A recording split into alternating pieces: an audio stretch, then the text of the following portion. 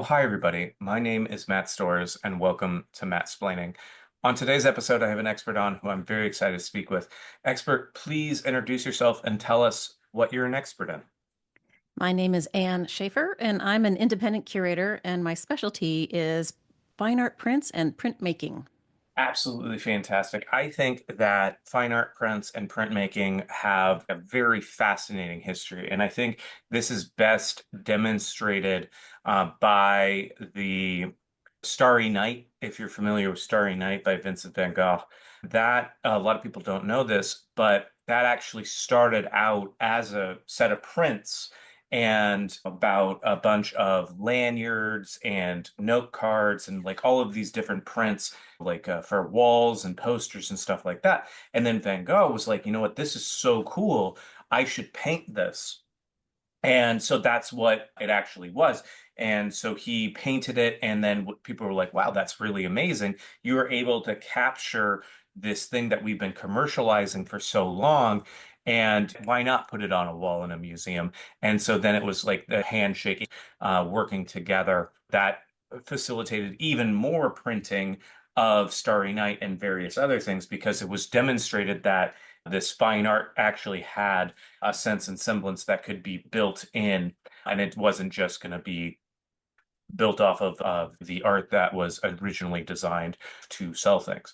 And then with printmaking, famously, a lot of the fine art that you see in museums, they have very toxic chemicals, Van Gogh especially. Like he had lithium in his paints.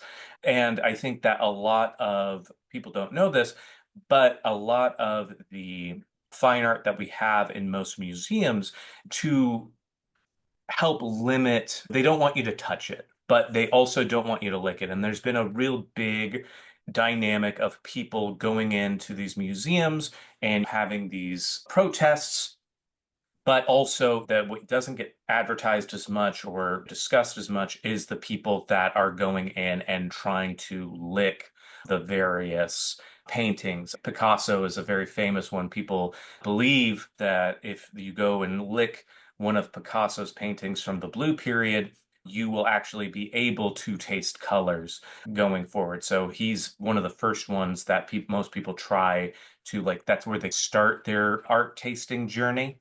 And that way, if they do succeed, they can go and taste like anything. They could get a taste of Mondrian. They could taste a Monet. Monet is very good. It's like Monet. I've heard it explained with all of the color that he uses.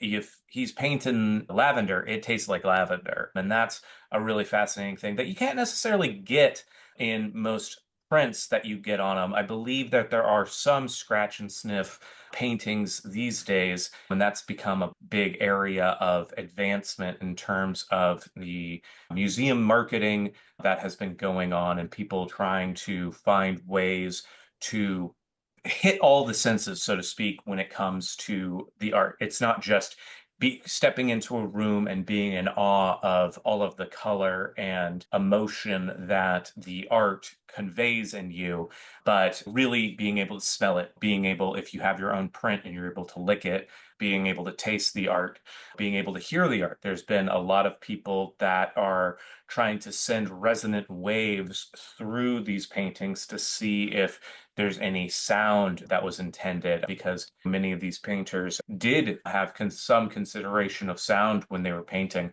whether it be the classical music that they were listening to, or maybe the punk rock that they were listening to when they were in the process of painting. And I think that it's a nice thing because they don't have to worry about having and investing in this big piece of art. They can have something that they love and they can have it in their home, and they can bring color to the walls. They can bring character there through their spaces that they might not necessarily have had otherwise, because they wouldn't have been able to invest in these really specialized art pieces that are in the museum.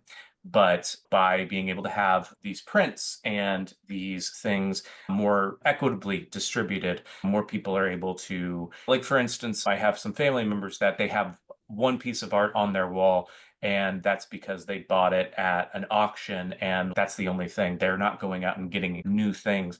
But by having printmaking, they go to a museum, they see something they love, and they're like, I can take that. I can't. They've tried to take it home. That's why they can't go back to museums. But had we talked to them prior to them trying to steal that painting, we would have been able to just get a print and get it framed and put it on their wall. Now, based on what you have heard so far, about how much of that would you say was accurate? Matt, I tell you, oh, hi, Matt. Hi.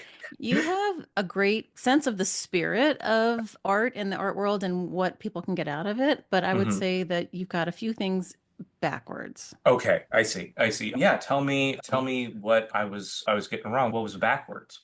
So, to the first point about Van Gogh, however you want to pronounce it, Starry Night, that it was derived from this production of lanyards, posters, and prints that might be on somebody's bathroom wall. It's a little backwards. He painted it Okay, first, and then I people see. reproduced it. Okay, I see.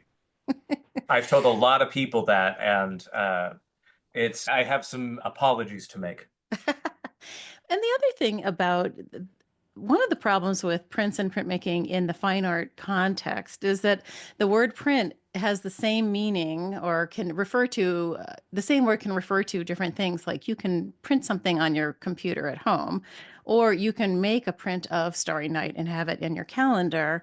But there's another category of print, which is a fine art print, meaning that an artist meant to make it as an its own work of art, not related to another work of art, not after the See. painting, not anything else, as its own thing that is, I think people have a hard time grasping that idea. And it can get complicated and intimidating because it's technically a little bit complicated.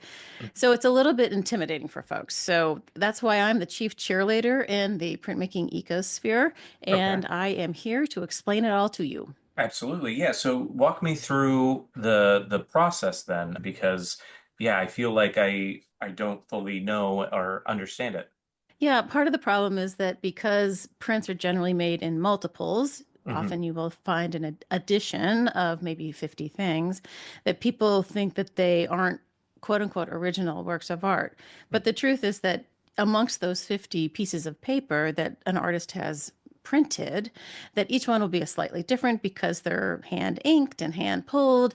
They may be of the same image, but each one of them is, in fact, an original work of art. They just happen to be one of 50, which is great because that means you can have one, and so can your cousin, and so can I. And we can have a conversation about the work and all know what we're talking about because we have the same work.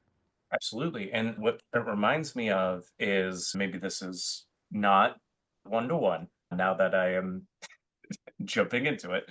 But I went to a screening of Hocus Pocus some years ago, and it was somewhat weird because I didn't know if it was a date. This is not important to the story, but there was a printmaker, Prince, for the screening because it was like a yearly thing they did. And they made one and they didn't press it sufficiently. So it was deviated Mhm. from what they normally would do. And they were like trying to throw it away. And I'm like, hey, no, can I just take that one? Because like that one has more character to like what this event is than like one that was like perfectly done because there's some complexity to that. Is that d- obviously like that was a mass produced thing that he was doing there, but is that kind of similar to what is happening with these prints? Yeah, I would say that's very accurate. There's a very indistinct line between an event, a person creating a poster or a print at an event that you're talking about, and somebody who is doing it in their studio and trying to sell it Right. through a gallery. And also this idea of a one-off that's a little bit outside of a planned edition as a special thing as really a thing within the world that I'm working in. And mostly those are called artist proofs. They're Mhm. outside of the 1 to 50 edition, if that's your number, and they can be sold as separate but still the same in the same family, a cousin of, as it were. So Absolutely. yeah, it's a thing for sure. What brought you to the art world and your interest in this? I think most of the people you might talk to who are curators probably grew up around art, either had Hmm. an aunt or a parent that was an artist and probably were taken to museums as kids. I grew up outside of New York City, so we went to the Met a lot. Absolutely. And my mom was a painter, so there was an interest in art and there were books everywhere. And I don't know, I started out doing art myself and found I wasn't very good at it. Oh, And I just fell into an art history class in college and I was like, oh, this is cool. And then I fell into an internship at the Whitney Museum with a oh, curator and I was like, fantastic. this is even cooler. I'm in. Oh, absolutely. I love the Whitney. So this is just I apologize for all of my asides, but I'm quite excited to be talking about art. But one of my things is when I first moved to New York, I insisted on getting museum memberships to as many museums as I could. Well done, Matt. Thank you. And part of the reason for it, and I think a lot of people overlook this as a selling point to museum membership that I wish more museums would talk about, is the fact that if you are a member of that museum, you can go to that museum whenever you want. And so that if you are traveling, walking around New York and you need a bathroom, you can go to that museum and you can use their bathroom facilities and you can just leave the museum immediately afterwards. And you can have, I don't know how you feel, but the museum bathrooms, by and large, are some of the best bathrooms in all of New York. That's just a selling point that I always try and mention whenever it comes up. Well, Um, you're absolutely right. The nice thing also about having a membership is that you don't have to take in the entire collection in one fell swoop and get completely exhausted. You can come and enjoy it and leave and come back another day. Absolutely. And have you found that you have gravitated towards certain styles of art or styles of the printmaking process that you find most fascinating? Oh, that's a good question. I'm definitely now more so than earlier in my career, deep in the art that's being made now. Mhm. So I'm following contemporary printmakers and print publishers and workshops and print shops, watching what's being made today. So I would say that I'm more in the, I would say, less illustrative and more conceptual work at this point. But it's just so much fun to watch all these people creating. It's like creative adjacent for me. You also mentioned working with organizing events. You have one coming up? That is true. Thanks for asking. Yeah, so I was a museum curator for a long time and left my most recent museum in 2017, and since then have been working toward organizing print fairs around mainly where I live in Baltimore. And now I'm organizing one or helping Powerhouse Arts to organize one in Brooklyn. It's super cool. Powerhouse Arts is a nonprofit in the former Batcave, the rapid transit powerhouse station for the Brooklyn Rapid Transit system. Cool. And they have this super cool, huge turbine hall, and we're putting a print fair in there at the end of March 27 to 30. We're having 70 vendors come in, people selling prints that they have made or that they have made for other people that they're selling through their galleries. And it is going to be fan frickin' tastic. Absolutely. And pardon me, I missed it. Is there a name of the event? Yes, that's a great question. Yeah, the Brooklyn Fine Art Print Fair is Okay. happening at Powerhouse Arts. It's their fair. I'm consulting with them to help it bring it to life. And the website to find all the details and ticket information is brooklynprintfair.org. Not Fantastic. Fantastic. And if you were going to talk to somebody and they were going to be looking to get into getting prints and stuff like that, are there any tips or things that you typically provide to people and that are looking to maybe make their first purchase of one? Yeah. Oh, for sure. So the best thing about the print ecosphere is that because people are making a print that ends up being an edition of, say, 50, the price points are always much less than buying a unique work like a painting or a sculpture. And so it is a wonderful gateway into collecting art. You can buy something by, let's see, at the last fair I watched a friend buy a Robert Rauschenberg print for 200 bucks. Oh, wow. That's And fantastic. that's on the low end of the price Yeah. scale. There will be things that are much more than that at this fair, but you will find things that are $100 or so. I encourage people to come and look. I encourage them to ask questions. I think that's really one of the most important things. Oh my gosh, Matt, my cat. Oh, Shush. that's fine. I'm always on board for the unexpected animal cameos to come in.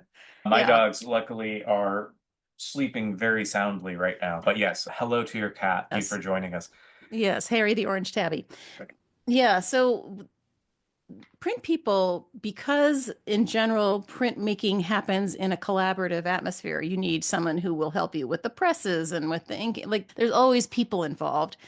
Because of that, they are very generous and sharing people. They'll want to tell you all about working with the artists they've been working with in the last year or whatever that they've produced these wonderful prints. They'll tell you about how they did it. They'll tell you the stories about how it all came to be.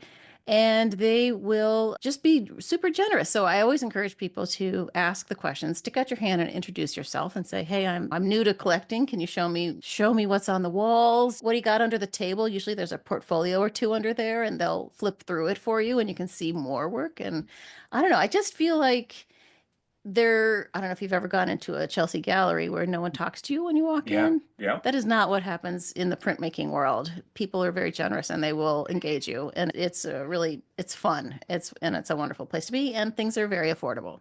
Absolutely. That sounds like an absolute blast. And that's my birthday weekend. So I think I figured out where I'm going.